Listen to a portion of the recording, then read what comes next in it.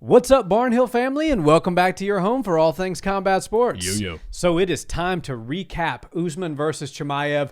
Very exciting fight. Both men definitely had their moments. It was a majority decision, which after that first round, it kind of looked like Khamzat Chimaev was going to just steamroll him and maybe even get a finish. But Kamaru Usman, being the true champion that he is, really made this competitive on 9 days' notice. Can't say enough good things about him, but we certainly now have the number one contender at 185 in Chimaev. Absolutely, and I don't want to take anything away from the main event, but this fight was the people's main event. Oh, yeah. Largely because of Chimaev, and he showed us just how big of a star he actually is when you have a 9-day replacement and everything just seems to scramble last second and they're trying to figure out who they're going to find to put him in there with. Kamaru Usman didn't bat an eye. He said, give me Chimaev. I'll come over there, Abu Dhabi, 9 days notice. Just book my flight and let me know when I'm going. And man, this fight lived up to the hype. I started to get those big fight feels right as Khamzat starts walking out to the cage. And then I'm like, okay, I can't wait to see Kamaru Usman make that walk. And he looked like he had ice running through his veins. He didn't look like he was worried that there was a wolf standing in the cage one bit. And all the way down to them like squaring off, like bent down on the floor, looking at each other. It was just an awesome moment. I really think this fight is going to go down in history as one of those ones that just like, it's special. Maybe it's not the fight of the night. Maybe it's not the most insane thing you've ever seen, but it was a special fight. And Kamaru Usman deserves a lot of credit for bringing this fight up to the magnitude that it was. We knew Khamzat was going to bring the electricity, but he needs a dance partner at this point. He's at that stage of his career where he can't just fight anybody. He needs to have a good dance partner. Kamaru Usman was a perfect dance partner. 100%. And I don't want people to brush over how impressive this was for Chimaev, given the fact that it was on 9 days' notice. Kamaru Usman is that guy. It wasn't long ago that he was the number one pound-for-pound fighter in all of the UFC, and nobody disputed that. You know, right now, there's a hot dispute, maybe not so much after last night. You have Islam Makhachev, Volkanovski, and John Jones, and people are arguing who's number one pound for pound. Obviously, Volkanovski is no longer in that conversation. Right. But point being, there was a point in time in the not-so-distant past that Kamaru Usman was number one and nobody debated it. Right. So he very much is still elite level. Even though he's riding a 3-fight losing streak, look at those 3 fights. He won a lot of the rounds in each of those fights, and even one judge gave him 2 rounds against Khamzat Chimaev tonight. So Kamaru Usman has nothing to hang his head on. He's going to be back. I hope he stays at 185 for a little while. I know he called out Dricus du Plessis, and that would be a great fight because we know now that Dana White said the winner of that fight last night, Chimaev and Usman, was going to fight Sean Strickland for the belt. So what better fight to make for Kamaru than to have him fight DDP? So let's talk about now Chimaev and how impressive this performance actually was, because no one has ragdolled Kamaru Usman in the grappling department like that. Colby Covington was the closest person that came to ever even taking him down inside of the cage, much less holding him down, taking his back, and having his way with him like Chimaev did in that first round. That shows you how elite level his grappling is. Now, I think he wasn't quite as good as Usman on the feet, and that showed in the second and third round. Usman was really starting to find his shots, and had it been a 5-round fight, who knows what would have happened. But we have to talk about how good Chimaev's grappling really truly is. Yeah, and I see on the internet already, people are saying round 1, Khamzat Chimaev is like a mythical being. Yeah. Like he's like what you read about in stories. The first round is always one of the most telling rounds for a fighter, regardless of who it is. And Khamzat Chimaev, in my opinion, is the most lethal, the biggest storm you can deal with in the first round of a UFC fight, bar none. There's nobody that comes out and can weaponize pace. There's nobody that comes out and can literally take anybody across the cage from them to the realm that they want to have the fight take place in, like Khamzat Chimaev. He comes with the pressure. He doesn't take a step backwards. And regardless of your accolades, regardless of your champ status, regardless of what you've done in the sport, he will take you where he wants the fight to go. And Kamaru Usman deserves a lot of respect. And you saw Khamzat Chimaev give it to him. Think about when Chimaev would go out there in the first few fights in the UFC and he'd just charge and do the exact same thing. Take it up against the cage or shoot his shot immediately and then get the fight where he wants it. He would kind of go for submissions and he'd go for more risky things before he solidified any position. And he was successful in all of those attempts in his first few fights in the UFC. With Kamaru Usman, it was different. He knew getting Kamaru Usman to the ground was going to be difficult, more difficult than anybody else that he's fought so far.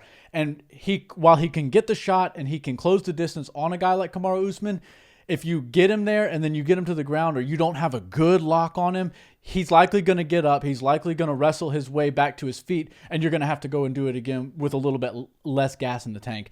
And so I think Khamzat Chimaev saw how good Kamaru Usman was at, building himself back up, wrestling against somebody like himself, and then realized, I need to be really precise with this. I need to go for position over submission over anything else, and really drag this guy down slowly so I can control him for the entire 5 minutes of this first round. And that's why you saw him take a little bit more time to get Kamaru to the ground. And once he did get him, he wasn't really looking to advance ultra quickly like we've seen him do in the past. He wanted to get to the back. He was able to do it. He got his hooks in. That's wonderful. And then he was trying to flatten him out. At one point, he even did. And once he had Usman flattened out, it started to look like the beginning of the end. But you're dealing with a champion. You're dealing with one of those guys who's been to the absolute highest heights this sport has ever seen in Kamaru Usman. He showed a ton of patience. He showed a ton of resilience, and he did not let himself get overwhelmed while being flattened out by Khamzat Chimaev. The worst position you can possibly find yourself in an MMA fight against Khamzat Chimaev.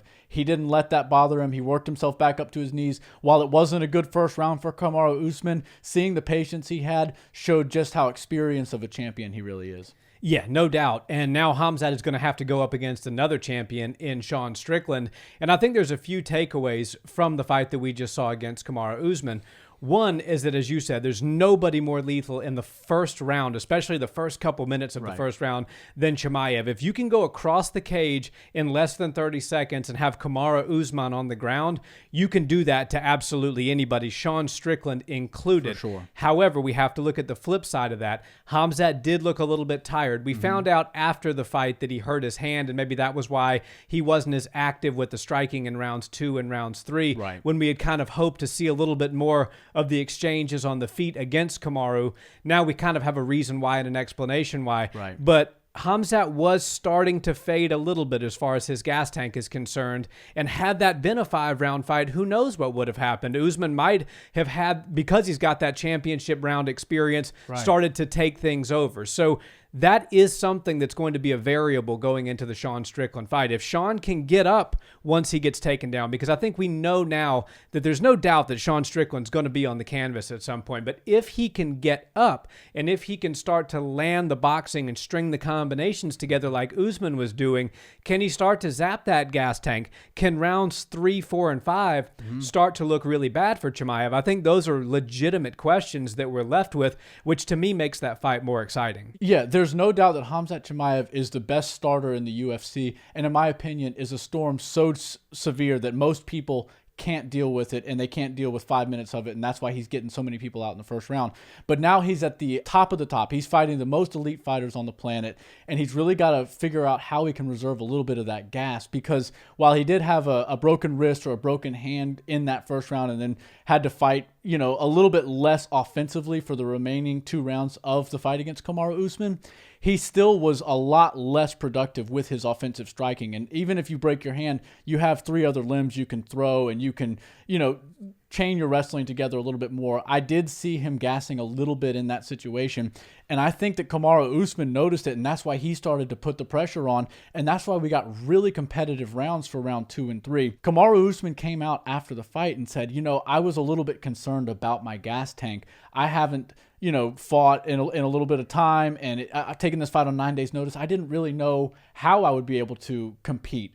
And so I coasted a little bit in the first round and conceded it after he, came in so guns a-blazing. Now I realize that I was fresh as a daisy come the end of round 3, and I haven't done a 3-round fight in almost 6 years. So I probably could have just pushed on the gas for all 15 minutes. And now the fact that Kamaru Usman is likely going to be in a 3-round fight in his next competition as well, I think we're going to see a scary Kamaru Usman, because he knows for 15 minutes he can push that pace. And I don't think there's many people at 185 that are going to be able to deal with Kamaru Usman's pace for a full 15 minutes.